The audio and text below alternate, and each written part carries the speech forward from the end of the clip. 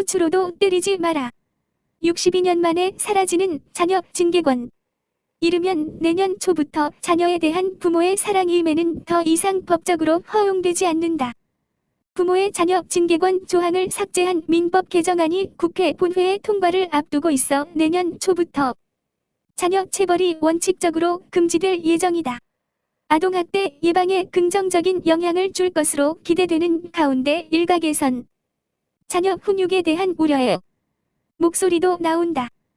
교육계나 시민단체 등은 지난달 31일 부모의 자녀 징계권 조항을 삭제한 민법 개정안이 지난 13일 국무회의를 통과한 만큼 조만간 국회 본회의에서도 무난하게 통과될 것이라고 전망했다.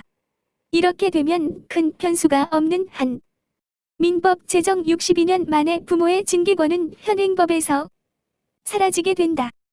1958년 민법이 제정된 후 지금까지 유지된 민법 915조는 친권자는 자를 보호 또는 교양하기 위해 필요한 징계를 할 수 있다고 규정해왔다.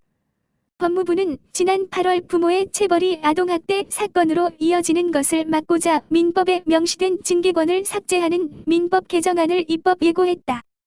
당시 법무부는 최근 부모의 체벌로 인해 아동이 사망하는 심각한 학대 사건이 다수 발생했다며 민법상 체벌 금지 취지를 명확히 하기 위해 915조 징계권 조항을 삭제하기로 했다고 밝혔다. 이번 개정으로 우리나라는 체벌 금지를 명문화한 세계 61번째 국가가 된다. 아시아에선 몽골, 네팔, 일본에 이어 4번째다. 실제로 아동학대는 지속해서 증가하는 추세다. 보건복지부의 2019 아동학대 연차보고서에 따르면 아동학대 피해 건수는 2014년 1만 27건에서 매년 증가해 지난해 3만 45건이 집계됐다.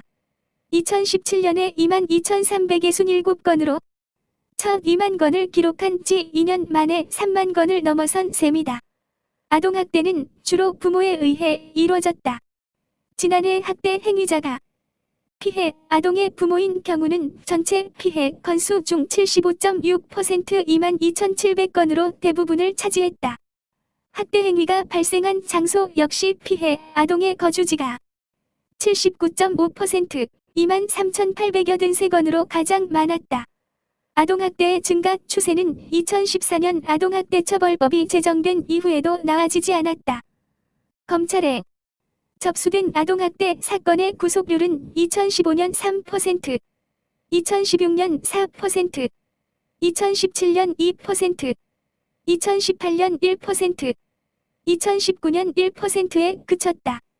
백계련 더불어민주당 의원은 지난달 20일 국회 본회의에서 이를 지적하며 아동학대는 범죄라기보다는 부모가 아동을 훈육하는 과정에서 발생할 수 있는 사고라는 인식으로 인해 사법기관이 강력하게 대처하기 어렵다고 지적했다. 전문가들은 민법 개정안을 환영하면서 체벌에 대한 인식 개선에 큰 기대를 나타냈다.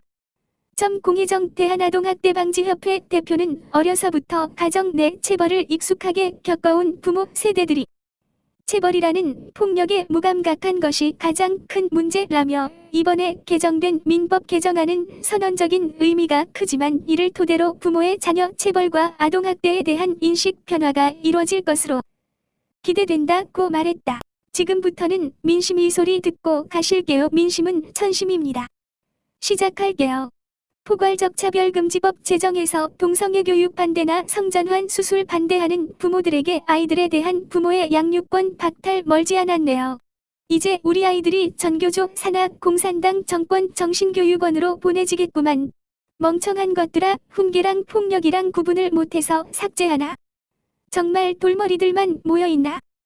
지금도 문제인데 앞으로가 더 걱정이다. 정치인들, 법률가들, 인권위들 머리에 한계인 것 같다. 능력이 안 되면 내려와라. 개법 자꾸 만들지 말고 나중엔 남녀 결혼까지 법으로 제한할라나 몰라.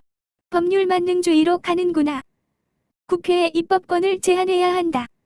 무슨 일만 생기면 확대하여 그때그때마다 법을 만들면 법 집행은 누가 하나. 오후감시제도 나오려나. 북한 같다. 아이가 삐뚤게 나가면 국가가 책임지는 법 또한 함께 실행되어야 한다. 하나같이 나오는 정책이 이런 거 뿐이더냐. 힘들어 죽겠다. 간섭할 게 없어. 집안 일도 간섭이냐. 좀 그냥 북치고 장구치고 다 헤쳐먹어라. 그럼 앞으로는 자녀가 잘못하면 경찰서 데려가면 되는 건가? 영상을 시청해 주셔서 감사합니다.